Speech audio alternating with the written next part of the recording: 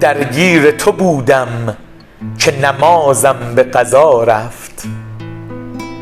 در من غزلی درد کشید و سر زا رفت. سجاده گشودم که بخوانم غزلم را، سمتی که تویی عقربه قبله نما رفت. بیرون زدم از خانه، یکی پشت سرم گفت این وقت شب این شاعر دیوانه کجا رفت؟ من بودم و زاهد به دوراهی که رسیدیم، من سمت شما آمدم، او سمت خدا رفت.